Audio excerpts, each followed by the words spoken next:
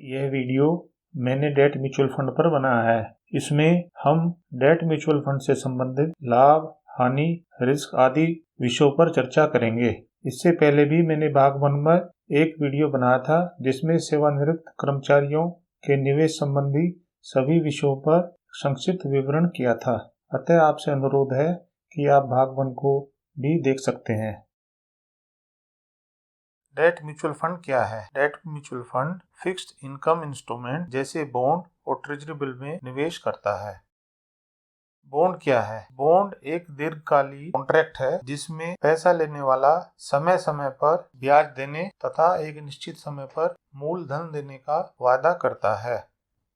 हमको mutual fund में निवेश के बारे में क्यों सोचना चाहिए? इसका कारण यह है, हमको बैंक में ब्याज लगभग 6% मिल रहा है और महंगाई दर भी लगभग 6% के आसपास है। अतः हमको लगभग 0 के बराबर ही ब्याज वास्तव में मिल रहा है और इसके ऊपर हमको इनकम टैक्स भी देना पड़ सकता है, जिससे हमारा रिटर्न नेगेटिव भी हो सकता है।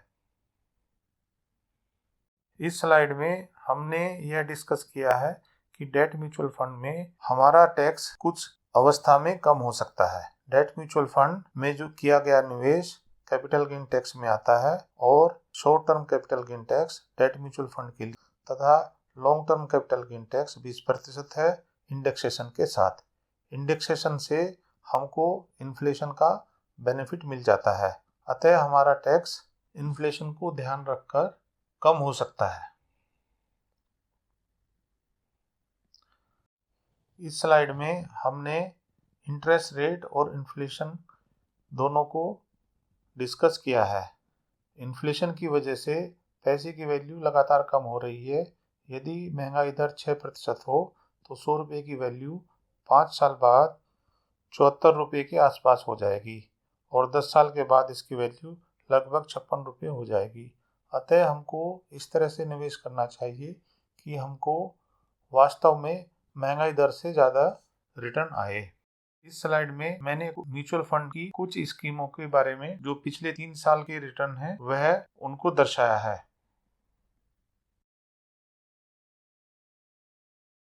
इससे अगली स्लाइड में मैंने म्यूचुअल फंड में 31 मार्च को कितना कितना निवेश हो रखा है उसको दर्शाया है।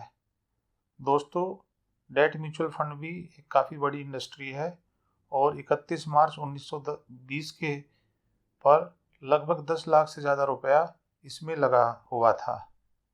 हालांकि ये बात ज़रूर है कि मार्च 2020 में डेट म्यूचुअल फंड से पैसा जनता ने निकाला था। अब हम डेट म्यूचुअल फंड से संबंधित रिस्क को देखें। पहला कारण तो यह है कि हमारा जो भारतीय डेट का म्यूचुअल फंड का मार्केट है उसमें डेप्थ बहुत कम है। ऐसा इसी साल हुआ है कोविड के बाद में कि कुछ म्यूचुअल फंड अपने डेट इंस्ट्रूमेंट को नहीं बेच पाए।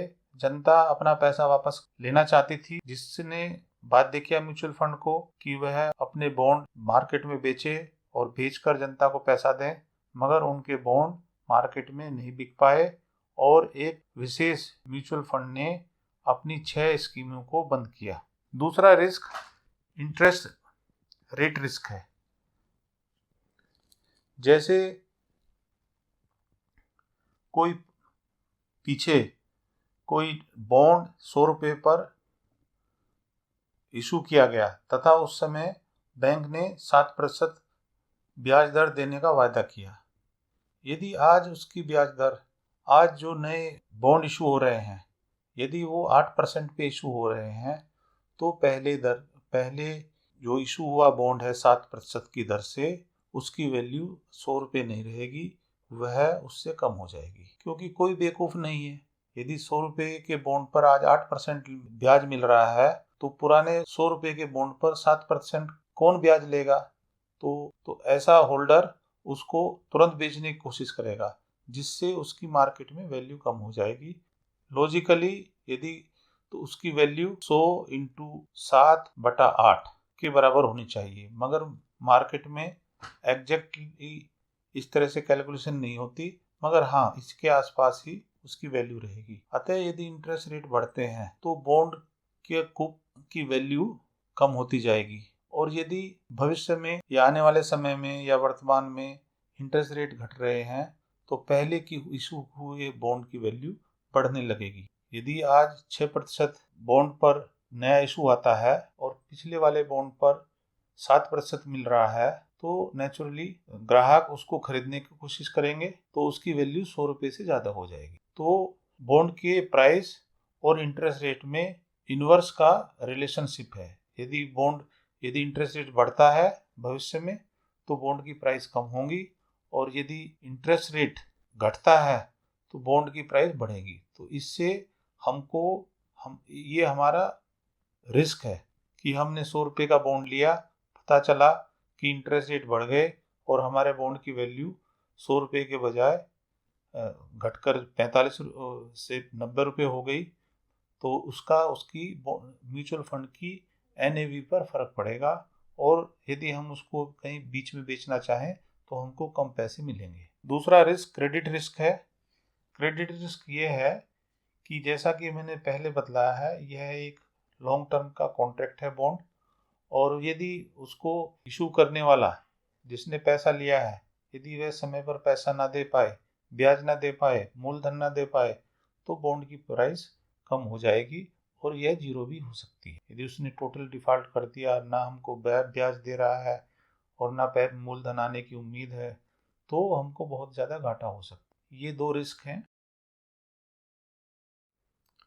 दोस्तों अगली स्लाइड में हाइपोथेटिकल केस में डेट म्यूचुअल फंड और अन्य असेट में इन्वेस्ट किए गए एक काल्पनिक दृश्य को दर्शाया है।